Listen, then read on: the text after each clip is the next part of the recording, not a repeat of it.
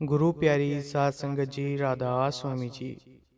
आप सबका एक और नई वीडियो में स्वागत है। संगत जी, आज की जो साखी हम आपको सुनाने जा रहे हैं, ये साखी सुनकर आपको एहसास होगा कि सतगुरु किस तरह हमारे भाग्य का लिखा भी बदल देते हैं। बहुत से ऐसे लोग हैं जो ये सवाल करते हैं कि हम सत्संग में क्यों जाएं? सत्संग में जाने से हमें क्या मिलेगा? संगत जी, आज की दुनिया में इंसान बड़ा ही मतलबी है, क्योंकि हर चीज में वे अपना ही फायदा देखता है।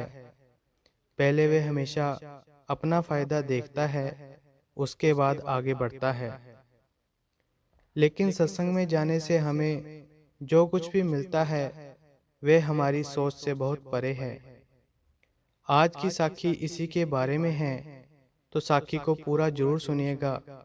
और अगर आप हमारे चैनल पर नए हैं, चैनल को सब्सक्राइब भी जरूर करें जी। एक बार की बात है, गुरु अर्जुन साहिब के दर्शन करने के लिए हिमाचल से सकेत शहर का एक राजा आया। गुरु के दरबार में कीर्तन चल रहा था। रागी शब्द गा रहे थे, लेख न मिटाए हे सखी जो लिखिया करतार। जब राजा ने ये सब सुना तो उसने गुरुजी से प्रश्न किया, अगर किस्मत के लेख मिटते नहीं हैं तो संगत करने का क्या लाभ है? सत्संग में आने का क्या लाभ है? तो गुरु महाराज ने कहा, इसका उत्तर आपको समय आने पर जरूर देंगे। अभी आप कुछ दिन पहले आराम कीजिए। राजा गुरुजी की बात मानकर आराम करने चला गया। आराम करते करते राजा को गहरी नींद आई और उसे सपना आया कि उसका जन्म एक बहुत ही गरीब परिवार में हुआ है। उसका जीवन बहुत ही मुश्किलों से भरा हुआ है। वह इतना गरीब है कि 2 वक्त का भोजन भी जुटा नहीं पाता। जब वह जवान हुआ तो उसके माता पिता ने उसका विवाह कर दिया। विवाह के बाद उसके घर 4 बच्चे हुए। अब उसकी उम्र 40 साल की हो चुकी थी। एक दिन बच्चों की जिद पर वह पीलू के वृक्ष पर चढ़कर उनके लिए पीलू तोड़कर नीचे फेंक रहा था और कुछ खुद भी खा रहा था। तभी एक पके हुए गुच्छे को तोड़ने के लिए वह जैसे ही थोड़ा ऊपर उठा तो उसका पैर फिसल गया और वह बहुत जोर से नीचे गिर गया। राजा की नींद एकदम से खुल गई। राजा इस अजीब से सपने के बारे में सोचने लगा। सुबह हो चुकी थी। राजा उठकर दातुन करने लगा। जब उसने कुरली की तो उसके मुंह से एक पीलू का बीज निकला। राजा ये देखकर आश्चर्यचकित रह गया और थोड़ा सा परेशान भी हो गया, क्योंकि उसने तो ये सब अपने सपने में देखा था। सपने में पीलू खाए थे। ये बात उसे बड़ा ही परेशान करने लगी। सुबह जब राजा गुरु के दरबार में आया तो गुरु महाराज ने उसे जंगल में सैर करने के लिए चलने को कहा। गुरु महाराज और राजा घोड़े पर सवार होकर जंगल में सैर करने के लिए चल पड़े। रास्ते में उन्हें एक हिरन दिखाई दे गया। राजा ने जब हिरन को देखा तो उसका शिकार करने के लिए घोड़ा उसके पीछे दौड़ा दिया। हिरन का पीछा करते हुए राजा गुरुजी से बिछड़ गया और रास्ता भटक गया। उसे समझ नहीं आ रहा था कि वह किस ओर जाए। शाम का समय हो गया था। राजा भूख और प्यास से व्याकुल हो रहा था, तो पानी की तलाश करने लगा। पानी की तलाश में भटकता हुआ एक दूसरे नगर में जा पहुंचा। नगर के बाहर ही कुछ औरतें कुएं पर पानी भर रही थी।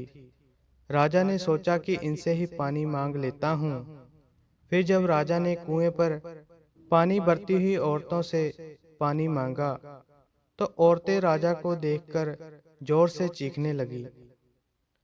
राजा ये सब देखकर बहुत हैरान खड़ा ही था कि कुछ बच्चे चिल्लाते हुए उसके पास आकर उससे लिपट गए। कुछ बड़े बुजुर्ग और औरतें उसे बड़ी हैरानी से देख रही थी। वे राजा भी हैरान था कि ये हो क्या रहा है। आखिर सब लोग उसे देखकर अजीब सा व्यवहार क्यों कर रहे हैं। उनके इस व्यवहार का क्या कारण है? राजा को कुछ भी समझ में नहीं आ रहा था। तभी राजा ने उन्हें और गौर से देखा और बहुत ज़्यादा हैरान हो गया, क्योंकि ये तो वही सब लोग थे जिन्हें रात को उसने सपने में अपने परिवार के रूप में देखा था, और बच्चे भी वही थे जो सपने में उसकी संतानें थी। राजा ये देखकर परेशान हो गया। ये सच में कैसे हो सकता है? राजा अभी सोच ही रहा था कि सब लोग उसे खींचकर बेटा, बापू, स्वामी कहते हुए लिपट गए। राजा ये सब देखकर बहुत डर गया। उसको कुछ भी समझ में नहीं आ रहा था। ये कौन सी मुसीबत आ गई है? वे मन ही मन गुरु जी को याद करने लगा। तभी गुरु अर्जन देव जी वहां पर आ गए।